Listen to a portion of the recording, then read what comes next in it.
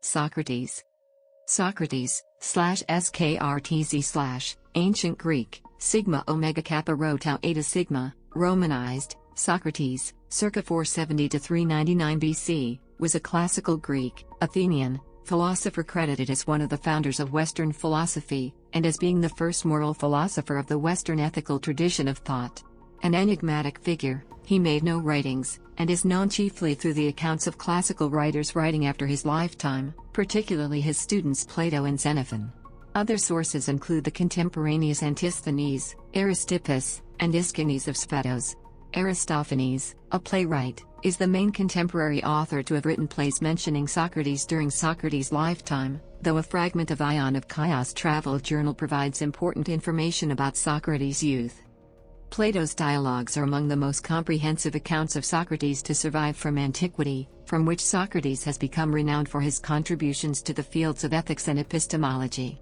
It is this Platonic Socrates who lends his name to the concepts of Socratic irony and the Socratic method, or elenchus. However, questions remain regarding the distinction between the real-life Socrates and Plato's portrayal of Socrates in his dialogues.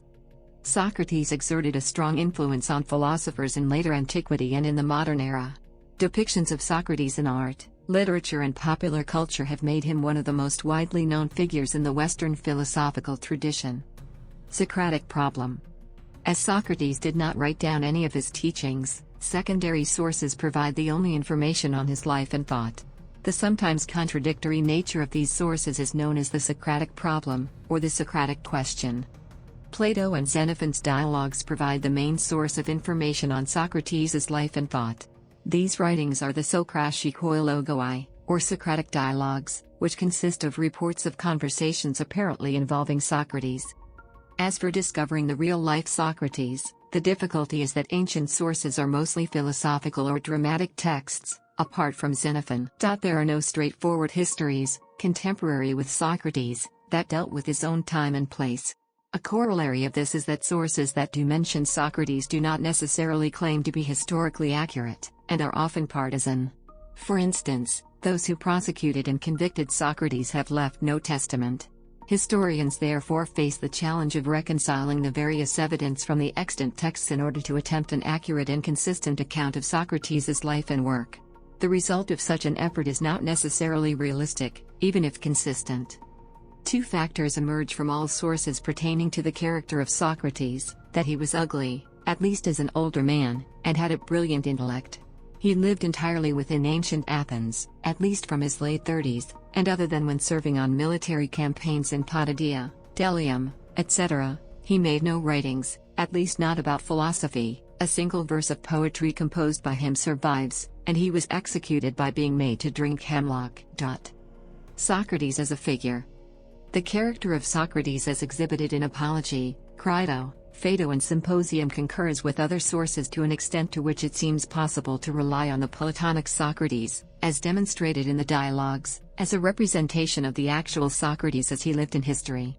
At the same time, however, many scholars believe that in some works, Plato, being a literary artist, pushed his avowedly brightened-up version of Socrates far beyond anything the historical Socrates was likely to have done or said. Also, Xenophon, being a historian, is a more reliable witness to the historical Socrates. It is a matter of much debate over which Socrates it is who Plato is describing at any given point, the historical figure, or Plato's fictionalization. As British philosopher Martin Cohen has put it, Plato, the idealist, offers an idol, a master figure, for philosophy. A saint, a prophet of the sun god, a teacher condemned for his teachings as a heretic.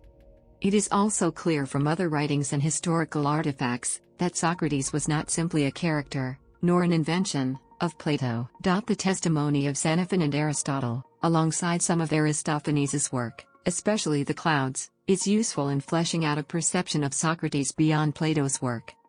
According to one source, the name sigma omega kappa rho tau eta sigma, Socrates, has the meaning whole, unwounded, safe, the part of the name corresponding to sigma, sos, and power, the part of the name corresponding to kappa rho tau omicron sigma, kratos.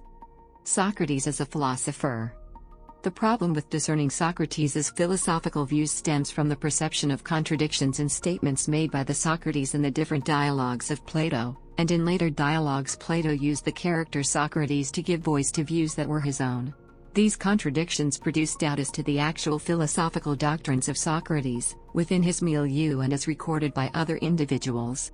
Aristotle, in his Magna Moralia, refers to Socrates in words which make it patent that the doctrine virtue is knowledge was held by Socrates.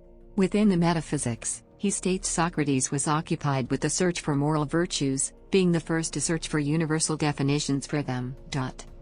The problem of understanding Socrates as a philosopher is shown in the following. In Xenophon's Symposium, Socrates is reported as saying he devotes himself only to what he regards as the most important art or occupation, that of discussing philosophy. However, in The Clouds, Aristophanes portrays Socrates as running a sophist school with Chaerephon. Also, in Plato's Apology and Symposium, as well as in Xenophon's accounts, Socrates explicitly denies accepting payment for teaching. More specifically, in the Apology, Socrates cites his poverty as proof that he is not a teacher.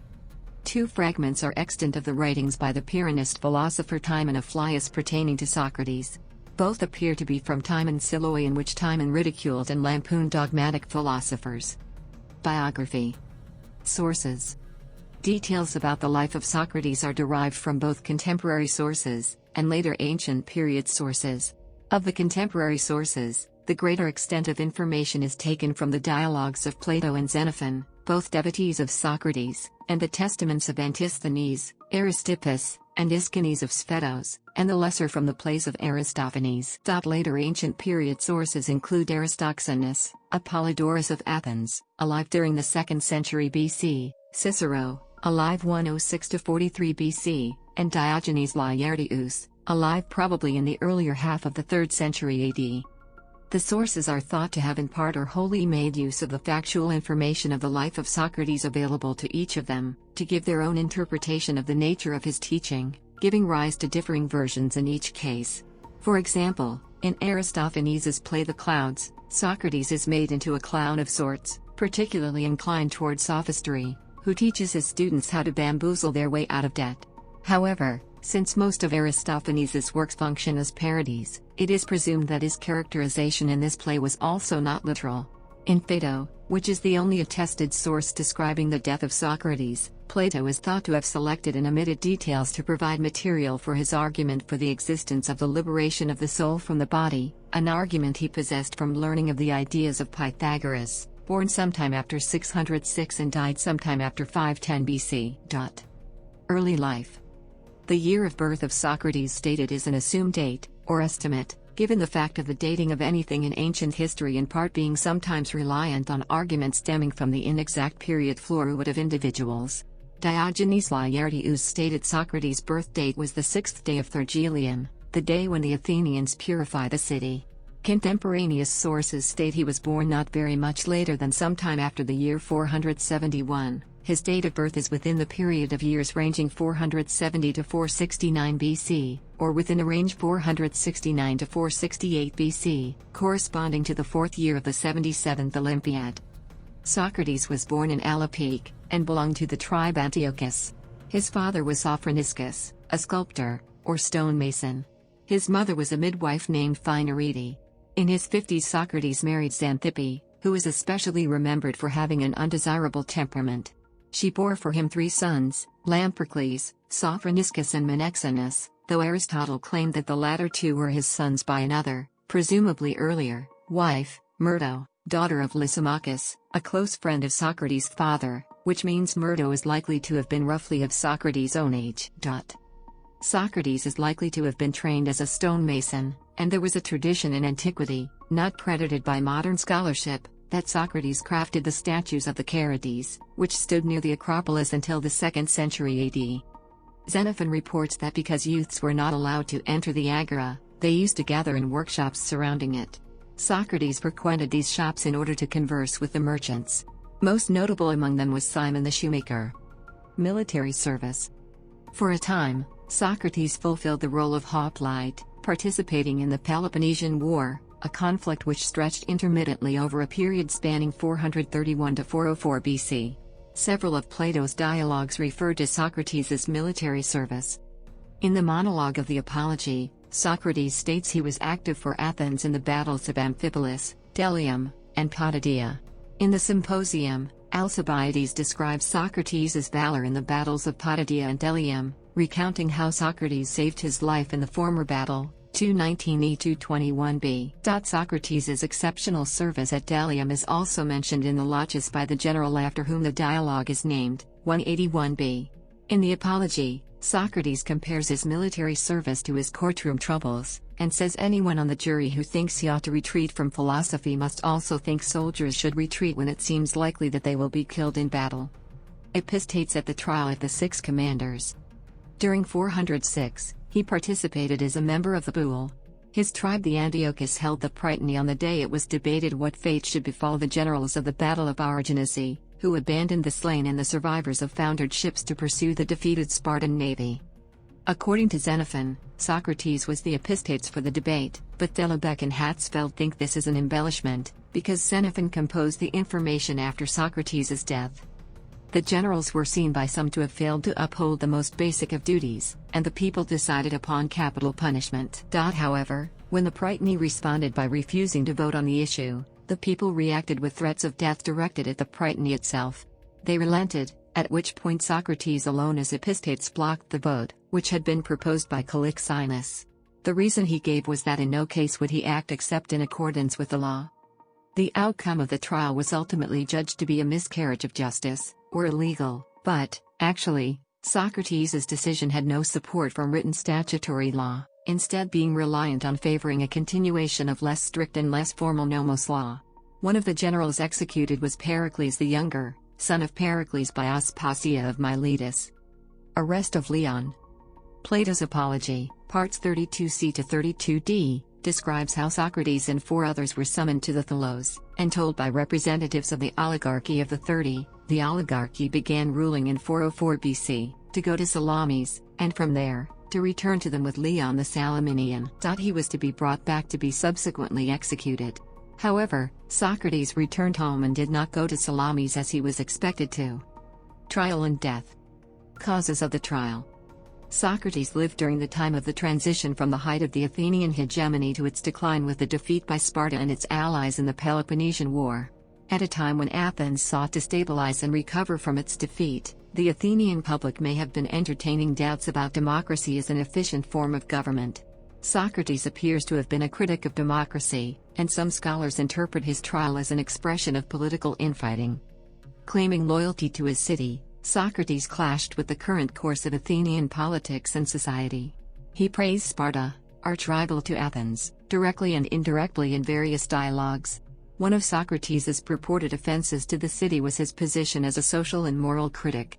Rather than upholding a status quo and accepting the development of what he perceived as immorality within his region, Socrates questioned the collective notion of might makes right that he felt was common in Greece during this period. Plato refers to Socrates as the gadfly of the state, as the gadfly stings the horse into action, so Socrates stung various Athenians, insofar as he irritated some people with considerations of justice and the pursuit of goodness. According to Plato's Apology, Socrates' life as the gadfly of Athens began when his friend Chaerephon asked the oracle at Delphi if anyone were wiser than Socrates. The oracle responded that no one was wiser. Socrates believed the oracle's response was not correct, because he believed he possessed no wisdom whatsoever. He proceeded to test the riddle by approaching men considered wise by the people of Athens, statesmen, poets, and artisans, in order to refute the oracle's pronouncement. Questioning them, however, Socrates concluded, while each man thought he knew a great deal and was wise, in fact they knew very little and were not wise at all. So Socrates interpreted the meaning of the oracle thus: while so-called wise men thought themselves wise and yet were not, he himself knew he was not wise at all, which, paradoxically, made him the wiser one since he was the only person aware of his own ignorance. Socrates' paradoxical wisdom made the prominent Athenians he publicly questioned look foolish, turning them against him and leading to accusations of wrongdoing. Socrates defended his role as a gadfly until the end. At his trial, when Socrates was asked to propose his own punishment, he suggested a wage paid by the government and free dinners for the rest of his life instead, to finance the time he spent as Athens' benefactor. Robin Waterfield suggests that Socrates was a voluntary scapegoat. His death was the purifying remedy for Athens's misfortunes. In this view, the token of appreciation for Asclepius, the Greek god for curing illness, the cockerel that he speaks of to Crete, would represent a cure for Athens's ailments. However, because a cockerel was a common thanks offering and of no great value, this interpretation has been disputed. Socrates may only have been asking Crito to remember to fulfill a vow taken for the sake of an unnamed friend who had recovered from illness. Trial. In 399 BC, Socrates went on trial and was subsequently found guilty of both corrupting the minds of the youth of Athens and of impiety, asabeia, not believing in the gods of the state, and as a punishment sentenced to death, caused by the drinking of a mixture containing poison hemlock. Death of Socrates. Socrates' death is described at the end of Plato's Phaedo, although Plato was not himself present at the execution. As to the veracity of Plato's account, it seems possible he made choice of a number of certain factors, perhaps omitting others in the description of the death, as the Phaedo description does not describe progress of the action of the poison. Gill 1973, in concurrence with modern descriptions. Phaedo states, after drinking the poison, he was instructed to walk around until his legs felt numb. After he lay down, the man who administered the poison pinched his foot. Socrates could no longer feel his legs. The numbness slowly crept up his body until it reached his heart. Socrates chose to cover his face during the execution. 118a6 Phaedo. According to Phaedo 61c69e, Socrates stated that LL of philosophy is training for death. Last words. Socrates' last words are thought to be ironic. See Gill 1973, or sincere. J. Crooks 1998.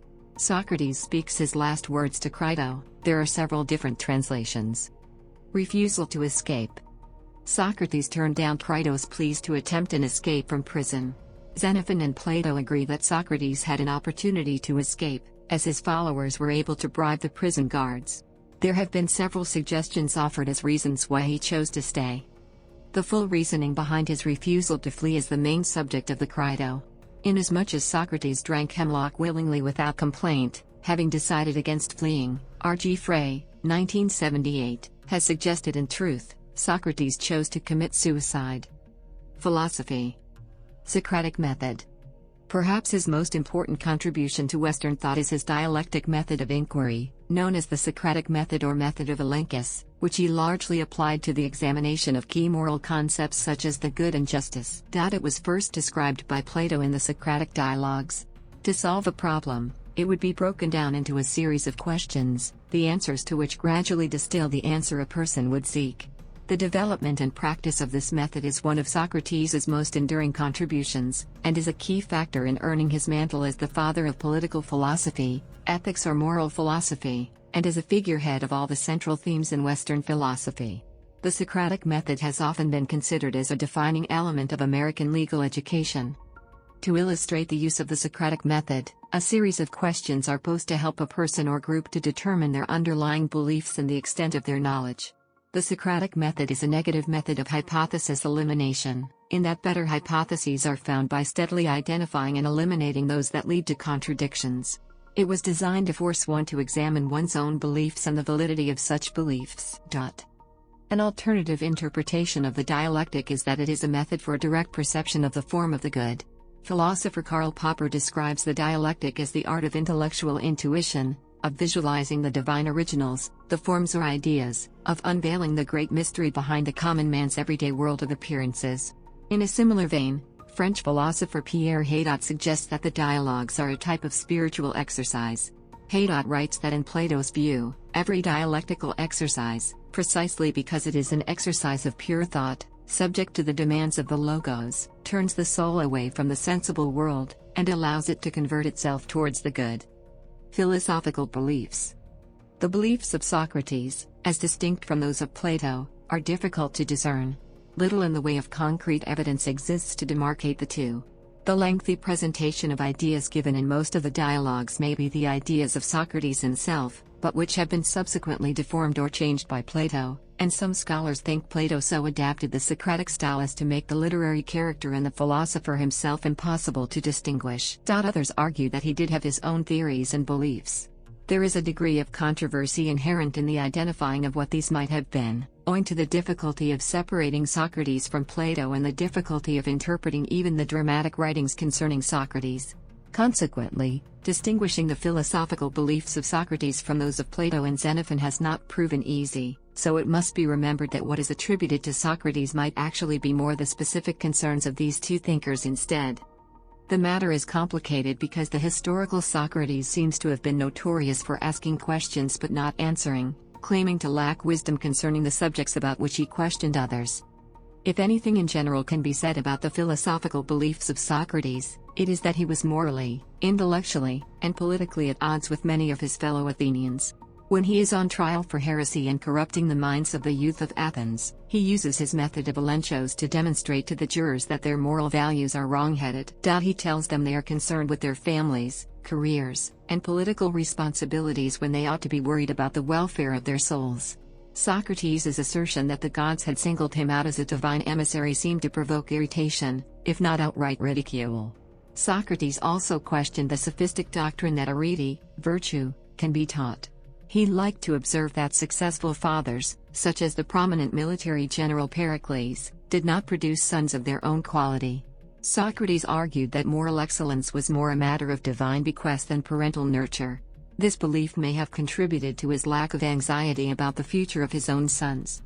Also, according to A. Long, there should be no doubt that, despite his claim to know only that he knew nothing, Socrates had strong beliefs about the divine, and, citing Xenophon's Memorabilia, 1.4, 4.3. Socrates frequently says his ideas are not his own, but his teachers. He mentions several influences, Prodicus the reader and Anaxagoras the philosopher. Perhaps surprisingly, Socrates claims to have been deeply influenced by two women besides his mother. He says that Diotima, cf. Plato's Symposium, a witch and priestess from Mantinea, taught him all he knows about eros, or love, and that Aspasia, the mistress of Pericles, taught him the art of rhetoric. John Burnet argued that his principal teacher was the Anaxagorean Archelaus, but his ideas were as Plato described them. Eric Havelock, on the other hand, did not accept the view that Socrates' view was identical with that of Archelaus, in large part due to the reason of such anomalies and contradictions that have surfaced and postdated his death. Socratic Paradoxes. Many of the beliefs traditionally attributed to the historical Socrates have been characterized as paradoxical because they seem to conflict with common sense. The following are among the so-called Socratic paradoxes. The term, Socratic paradox, can also refer to a self-referential paradox, originating in Socrates' utterance, "What I do not know I do not think I know," often paraphrased as "I know that I know nothing." Knowledge. The statement "I know that I know nothing" is often attributed to Socrates, based on a statement in Plato's Apology. The conventional interpretation of this is that Socrates' wisdom was limited to an awareness of his own ignorance. Socrates considered virtuousness to require or consist of phronesis, thought, sense, judgment, practical wisdom, prudence. Therefore, he believed that wrongdoing and behavior that was not virtuous resulted from ignorance, and that those who did wrong knew no better. The one thing Socrates claimed to have knowledge of was the art of love, ta erotica. This assertion seems to be associated with the word erotan, which means to ask questions. Therefore, Socrates is claiming to know about the art of love, insofar as he knows how to ask questions. The only time he actually claimed to be wise was within Apology, in which he says he is wise in the limited sense of having human wisdom. It is debatable whether Socrates believed humans, as opposed to gods like Apollo, could actually become wise. On the one hand, he drew a clear line between human ignorance and ideal knowledge. On the other, Plato's Symposium, Diotima's speech, and Republic, Allegory of the Cave, describe a method for ascending to wisdom. In Plato's Theaetetus, 150a, Socrates compares his treatment of the young people who come to him for philosophical advice to the way midwives treat their patients, and the way matrimonial matchmakers act. He says that he himself is a true matchmaker, pyro omicron munu eta sigma tau iota kappa sigma prom nestikos, in that he matches the young man to the best philosopher for his particular mind. However, he carefully distinguishes himself from a panderer, pyro omicron gamma omega gamma sigma proagogos, or procurer. This distinction is echoed in Xenophon's Symposium, 3.20, when Socrates jokes about his certainty of being able to make a fortune, if he chose to practice the art of pandering. For his part as a philosophical interlocutor, he leads his respondent to a clearer conception of wisdom, although he claims he is not himself a teacher. Apology. His role, he claims, is more properly to be understood as analogous to a midwife, mu alpha alpha Maya. In the Theaetetus, Socrates explains that he is himself barren of theories, but knows how to bring the theories of others to birth and determine whether they are worthy or mere wind eggs, nu epsilon mu iota alpha omicron nu anemian. Perhaps significantly, he points out that midwives are barren due to age, and women who have never given birth are unable to become midwives. They would have no experience or knowledge of birth and would be unable to separate the worthy infants from those that should be left on the hillside to be exposed. To judge this, the midwife must have experience and knowledge of what she is judging. Virtue. Socrates believed the best way for people to live was to focus on the pursuit of virtue rather than the pursuit, for instance, of material wealth.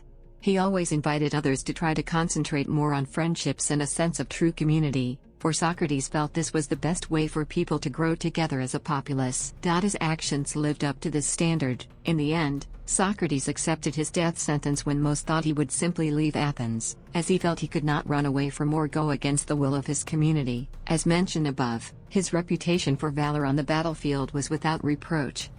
The idea that there are certain virtues formed a common thread in Socrates' teachings. These virtues represented the most important qualities for a person to have, foremost of which were the philosophical or intellectual virtues. Socrates stressed that the unexamined life is not worth living. Ethical virtue is the only thing that matters. Politics. It is argued that Socrates believed ideals belong in the world only the wise man can understand, making the philosopher the only type of person suitable to govern others. In Plato's dialogue The Republic, Socrates openly objected to the democracy that ran Athens during his adult life. It was not only Athenian democracy. Socrates found short of ideal any government that did not conform to his presentation of a perfect regime led by philosophers, and Athenian government was far from that. It is, however, possible that the Socrates of Plato's Republic is colored by Plato's own views. During the last years of Socrates' life, Athens was in continual flux due to political upheaval. Democracy was at last overthrown by a junta known as the 30 Tyrants, led by Plato's relative, Critias, who had once been a student and friend of Socrates. The tyrants ruled for about a year before the Athenian democracy was reinstated, at which point it declared an amnesty for all recent events. Socrates' opposition to democracy is often denied, and the question is one of the biggest philosophical debates when trying to determine exactly what Socrates believed. The strongest argument of those who claim Socrates did not actually believe in the idea of philosopher kings is that the view is expressed no earlier than Plato's Republic, which is widely considered one of Plato's middle dialogues and not representative of the historical Socrates' views. Furthermore, according to Plato's Apology of Socrates, an early dialogue, Socrates refused to pursue conventional politics. He often stated he could not look into others' matters or tell people how to live their lives when he did not yet understand how to live his own. He believed he was a philosopher engaged in the pursuit of truth, and did not claim to know it fully. Socrates' acceptance of his death sentence after his conviction can also be seen to support this view. It is often claimed much of the anti-democratic leanings are from Plato, who was never able to overcome his disgust at what was done to his teacher. In any case, it is clear Socrates thought the rule of the 30 tyrants was also objectionable. When called before them to assist in the arrest of a fellow Athenian, Socrates refused and narrowly escaped death before the tyrants were overthrown. He did, however, fulfill his duty to serve as Prytanis when a trial of a group of generals who presided over a disastrous naval campaign were judged. Even then, he maintained an uncompromising attitude, being one of those who refused to proceed in a manner not supported by the laws, despite intense pressure. Judging by his actions, he considered the rule of the 30 tyrants less legitimate than the democratic Senate that sentenced him to death. Socrates' apparent respect for democracy is one of the themes emphasized in the 2008 play Socrates on Trial by Andrew David Irvine. Irvine argues that it was because of his loyalty to Athenian democracy that Socrates was willing to accept the verdict of his fellow citizens. As Irvine puts it, during a time of war and great social and intellectual upheaval, Socrates felt compelled to express his views openly, regardless of the consequences.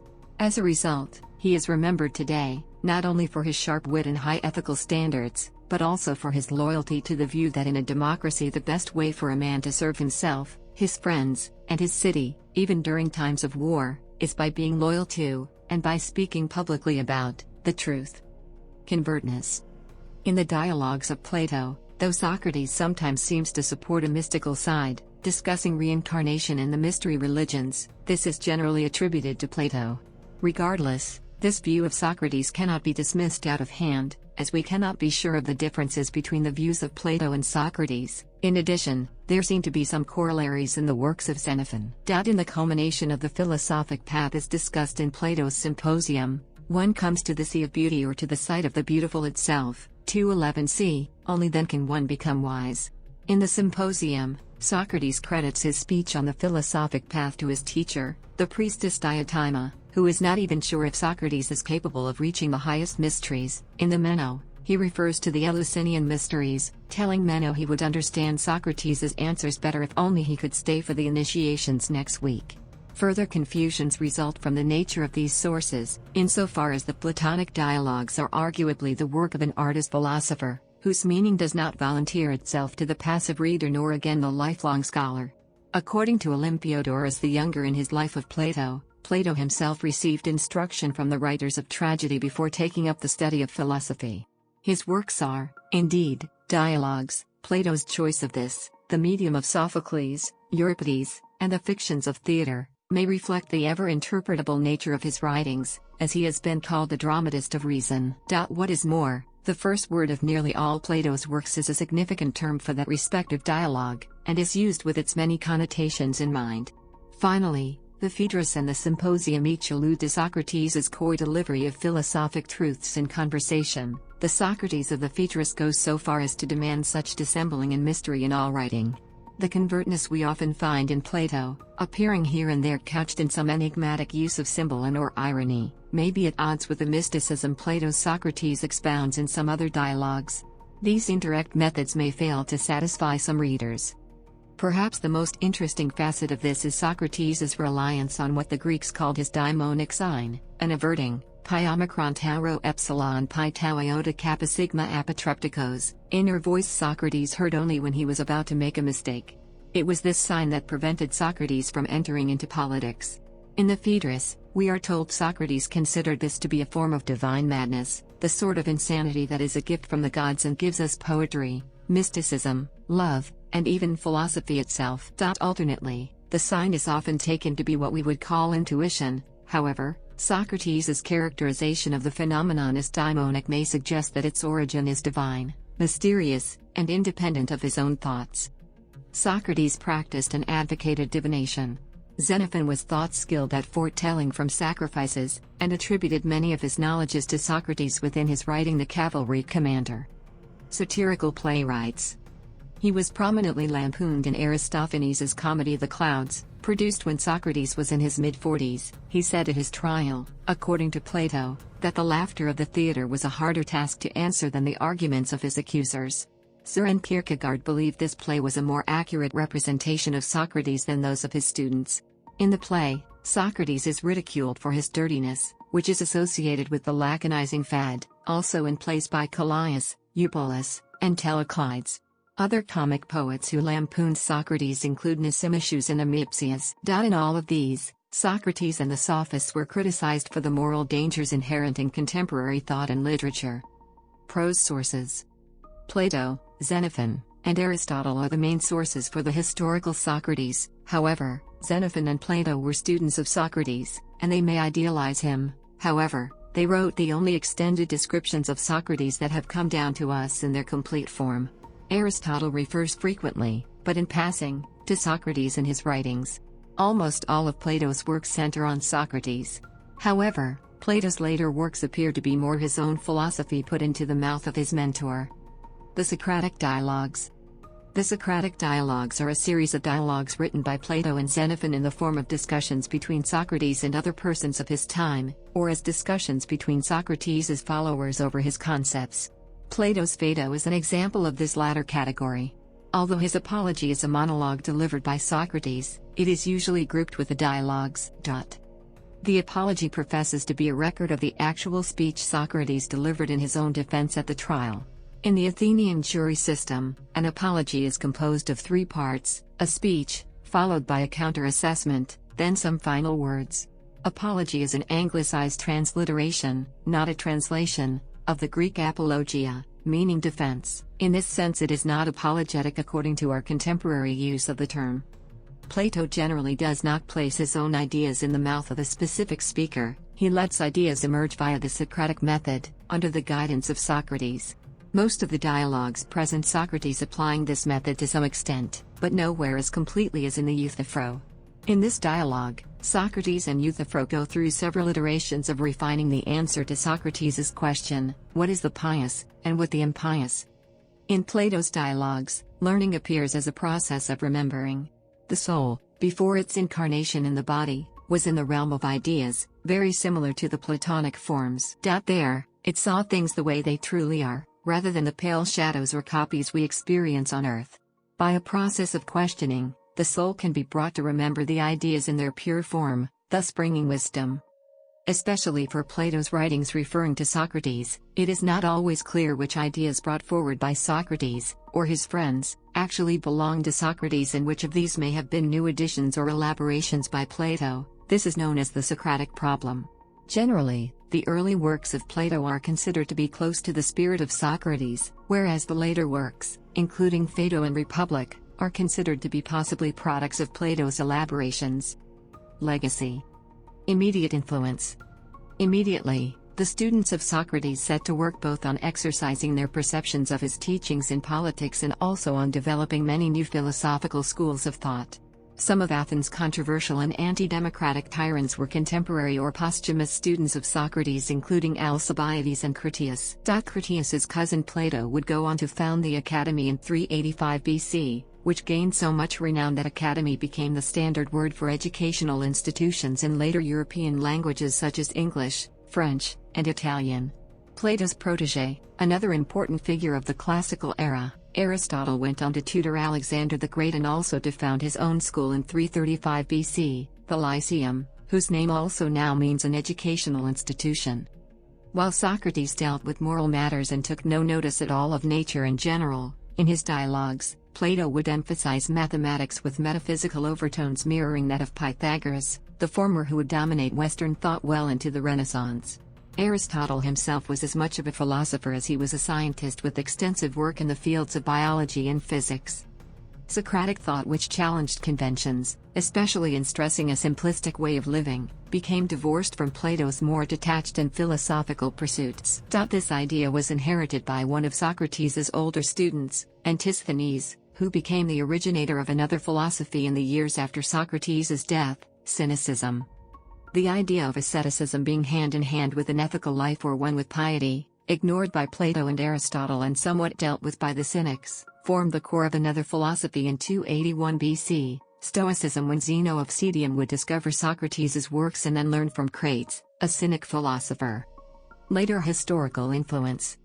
While some of the later contributions of Socrates to Hellenistic era culture and philosophy as well as the Roman era have been lost to time, his teachings began a resurgence in both medieval Europe and the Islamic Middle East alongside those of Aristotle and Stoicism.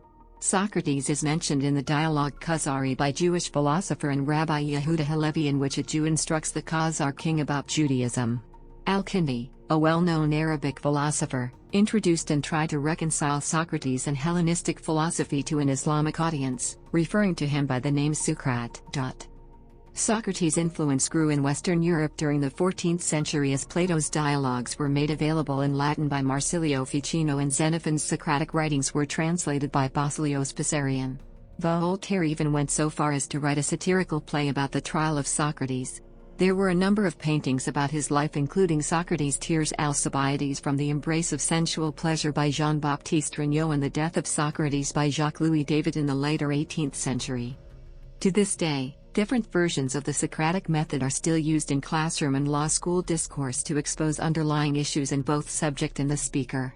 He has been recognized with accolades ranging from frequent mentions in pop culture, such as the movie Bill and Ted's Excellent Adventure and a Greek rock band called Socrates Drank the Conium, to numerous busts in academic institutions in recognition of his contribution to education. Over the past century, numerous plays about Socrates have also focused on Socrates' life and influence. One of the most recent has been Socrates on Trial, a play based on Aristophanes' Clouds and Plato's Apology, Crito, and Phaedo, all adapted for modern performance. Criticism. Evaluation of and reaction to Socrates has been undertaken by both historians and philosophers from the time of his death to the present day with a multitude of conclusions and perspectives. Although he was not directly prosecuted for his connection to Critias, leader of the Spartan-backed 30 tyrants, and showed considerable personal courage in refusing to submit to, he was seen by some as a figure who mentored oligarchs who became abusive tyrants, and undermined Athenian democracy.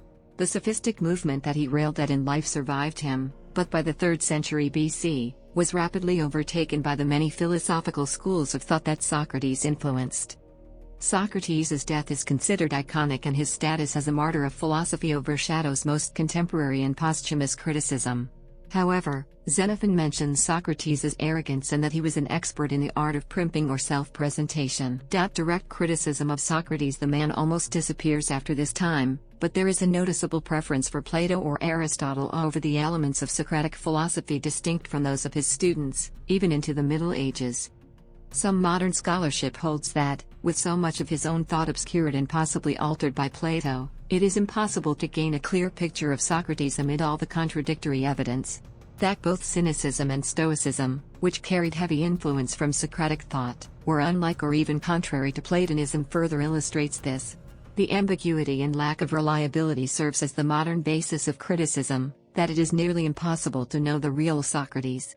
Some controversy also exists about Socrates' attitude towards homosexuality and as to whether or not he believed in the Olympian gods, was monotheistic, or held some other religious viewpoint.